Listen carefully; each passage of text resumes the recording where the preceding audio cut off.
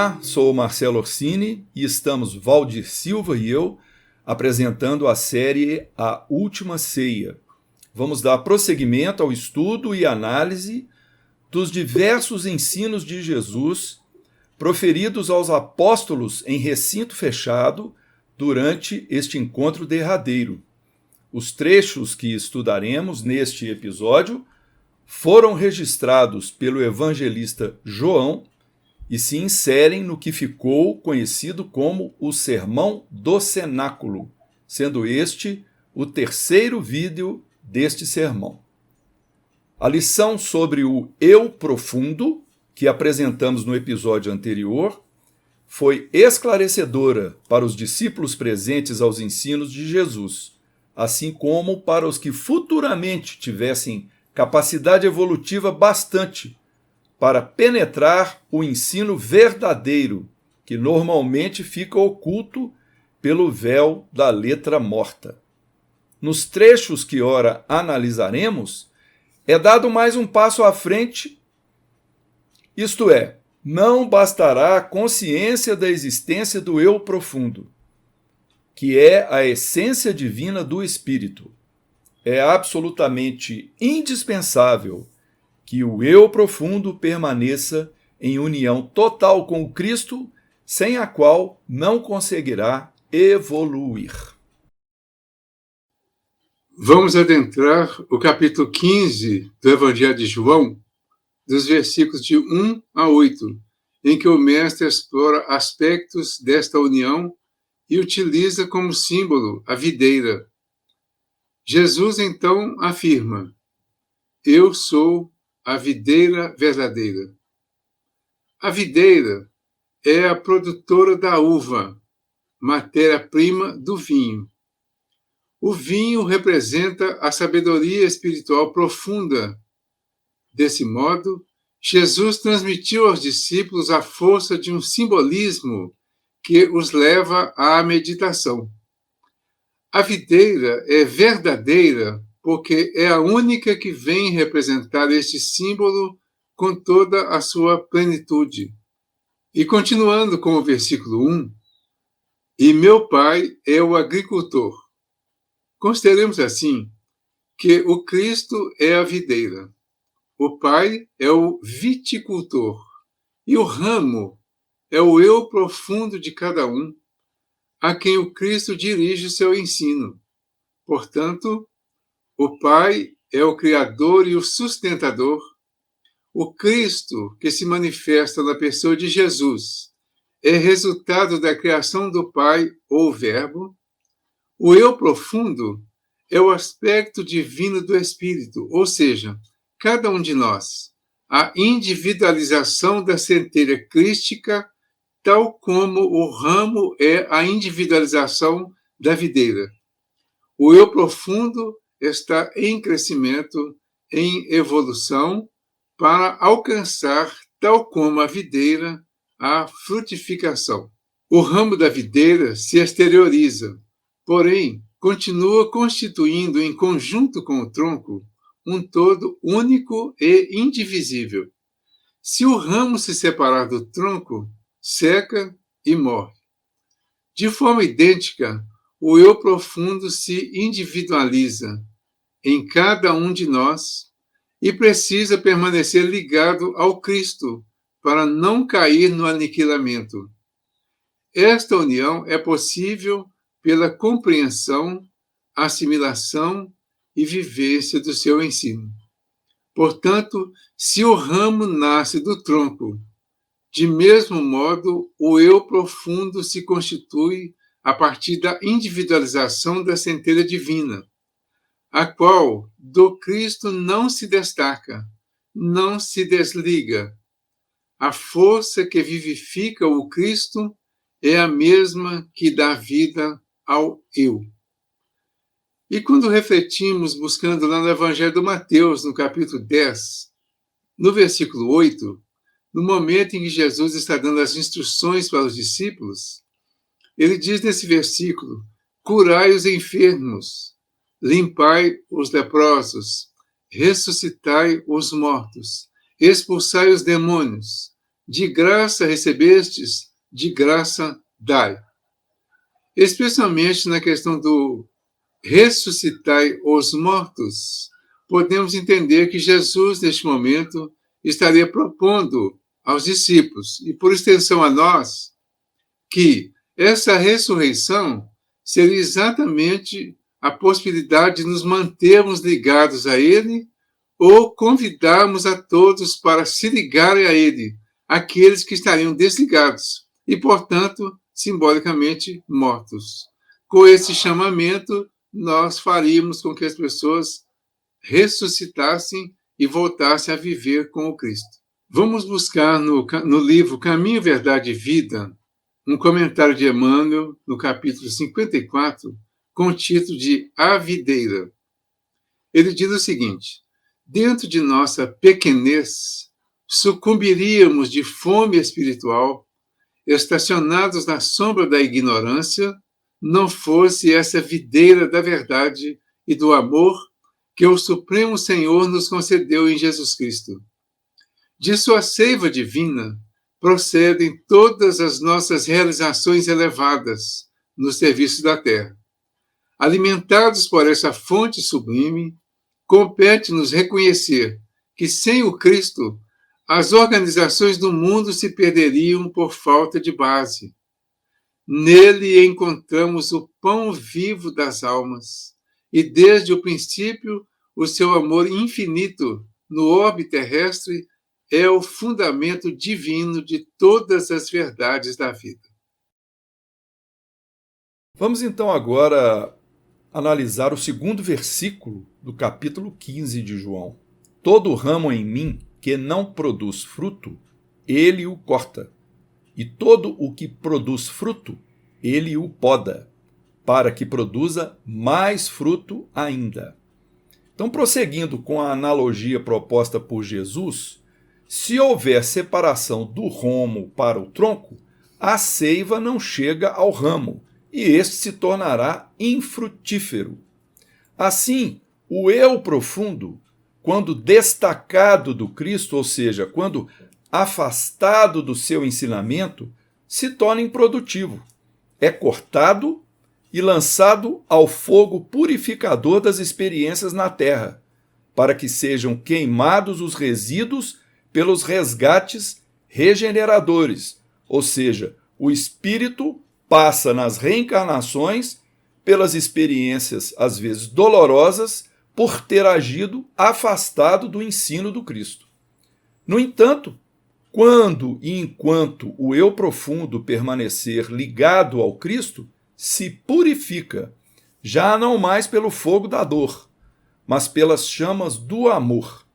E uma vez que é vivificado pela fecundidade do amor, muito mais fruto produzirá. Aí vamos avançar para o versículo 3. Vós já estáis limpos ou podados por causa da palavra que vos fiz ouvir. A limpeza, ou seja, a limpeza do espírito, corresponde à poda do ramo.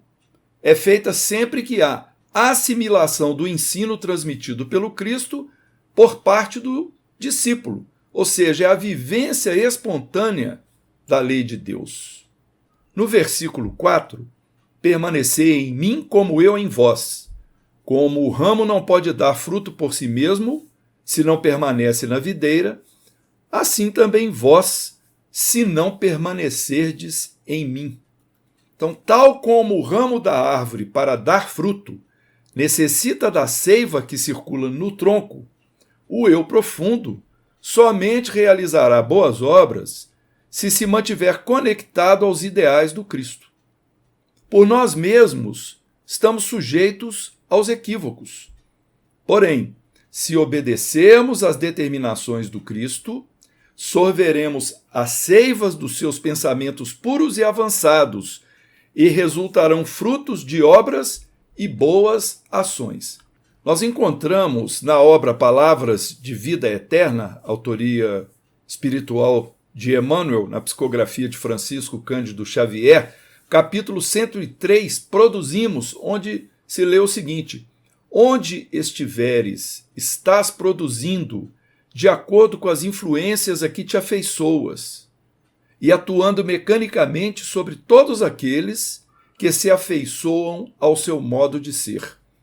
Todos produzimos inevitavelmente aprendizes do Evangelho na escola espírita cristã.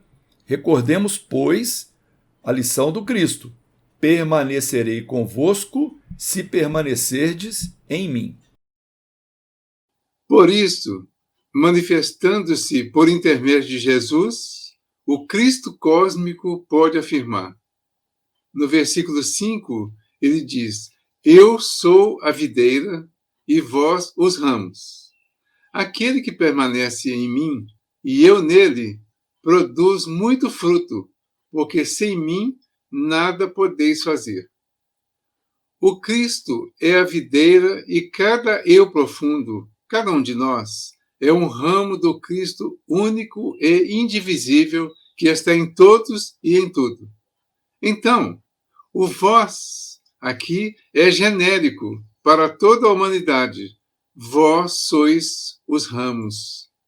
Realmente, qualquer ramo que venha a ser destacado, separado do tronco, murcha, estiola, seca e morre, perecendo com ele todos os brotos e frutos a ele ligados. Assim, a personagem, isto é, o espírito em suas experiências reencarnatórias, que por seu intelectualismo vaidoso e recalcitrante se desliga do Cristo, prendendo-se às exterioridades, ou seja, aos dogmas, aos rituais religiosos, muito pouco produzirá para o espírito. Vamos buscar então em Emmanuel uma mensagem que está no livro Caminho, Verdade e Vida, capítulo 55, com o título As Varas da Videira. O que ele diz? Os homens são varas verdes da árvore gloriosa. Quando traem seus deveres, secam-se, porque se afastam da seiva. Rolam ao chão dos desenganos, para que se purifiquem no fogo dos sofrimentos reparadores, a fim de serem novamente tomados por Jesus à conta de sua misericórdia para a renovação. É razoável, portanto, positivemos nossa fidelidade ao Divino Mestre, refletindo no elevado número de vezes em que nos ressecamos no passado, apesar do imenso amor que nos sustenta em toda a vida. E no versículo 6, ele diz o seguinte: se alguém não permanece em mim, é lançado fora, como ramo, e seca. Tais ramos são recolhidos, lançados ao fogo e se queimam. A vida que a humanidade vive em sua rotina diária leva o homem a permanecer voltado para fora de si mesmo, à cata de complementos externos que preenchem o seu vazio interno. Encontra 1000 coisas em seu redor que o desviam do roteiro certo e o fazem esquecido e despercebido do eu profundo, que, no entanto, é o único caminho da verdade e da vida. Recordemos Mateus, no capítulo 6, versículo 24. Ninguém pode servir a 2 senhores, porque ou há de odiar um e amar o outro, ou se dedicará a um e desprezará o outro. Não podeis servir a Deus e a Mamon. No versículo 7, encontramos: se permanecerdes em mim e minhas palavras permanecerem em vós, pedi o que quiserdes e vós o tereis. Outro resultado positivo é revelado aos que permanecem no Cristo, ao mesmo tempo em que suas palavras, ou seja, suas vibrações, permanecem na criatura. Tudo o que se quiser pedir, acontecerá. Permanecendo na criatura a vibração do Cristo, tudo poderá ser criado e produzido por essa criatura até aquelas coisas que parecem impossíveis e milagrosas aos olhos dos homens comuns. Daí a grande força atuante daqueles que atingiram esse grau sublime no cimo da escalada evolutiva humana, com total domínio sobre a natureza, quer material, quer astral, quer mental. Vamos, mais uma vez, buscar a ajuda do Espírito Emmanuel, agora na obra Pão Nosso, no capítulo 59, ele comenta esse versículo em uma mensagem titulada Sigamos até lá, e diz assim: muitos pedem determinados favores e recitam maquinalmente as fórmulas verbais. Certamente não podem receber imediata satisfação aos caprichos próprios, porque no estado de queda ou de ignorância, o espírito necessita, antes de tudo, aprender a submeter-se aos desígnios divinos a seu respeito. Na condição de encarnados ou desencarnados, ainda estamos caminhando para o Mestre, a fim de que possamos experimentar a união gloriosa com seu amor. Até lá, trabalhemos e vigiemos para compreender a vontade divina. Prosseguimos então para o versículo 8. Meu Pai é glorificado quando produzis muito fruto e vos tornais meus discípulos.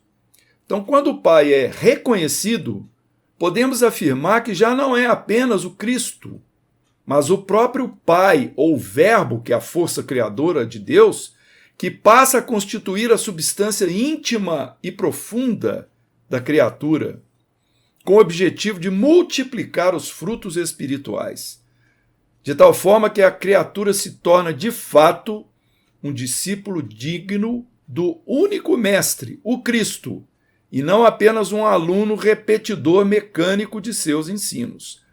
Vamos recordar o que está registrado no Evangelho de João, no capítulo 10, no versículo 30. Eu e o Pai somos um. Essa união do Espírito, Cristo, com Deus. A mesma união precisamos ter nós com o Espírito, Cristo. Muito raro na humanidade alguém atingir o grau de discípulo do Cristo, embora para isso não seja necessário que se esteja filiado a qualquer das igrejas cristãs.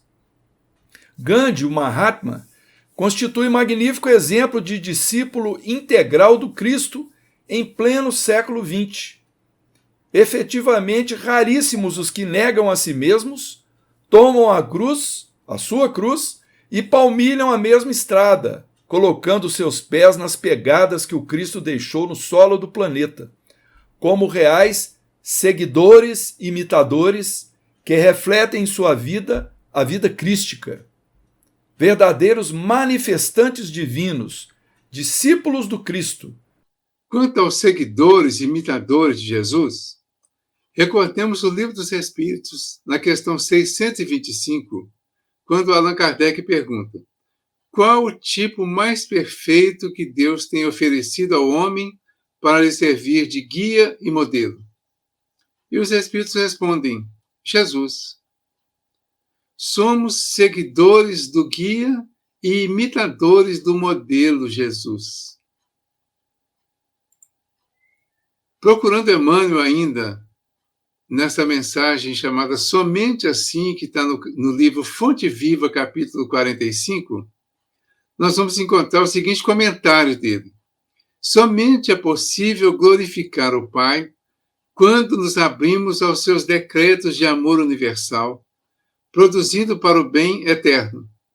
Por isso mesmo, o Mestre foi claro em sua afirmação, que nossa atividade dentro da vida produza muito fruto de paz e sabedoria, amor e esperança, fé e alegria, justiça e misericórdia, em trabalho pessoal digno e constante, porquanto somente assim o Pai será por nós glorificado, e só nessa condição seremos discípulos do Mestre crucificado e Rede Vivo. Assim nós vamos encerrar essa primeira parte deste estudo, que cobriu João capítulo 15, versículos 1 a 8, mas no próximo episódio vamos dar prosseguimento com o estudo da união entre o eu profundo e o Cristo cósmico, analisando os versículos seguintes, de 9 a 17 do mesmo capítulo 15. Até lá!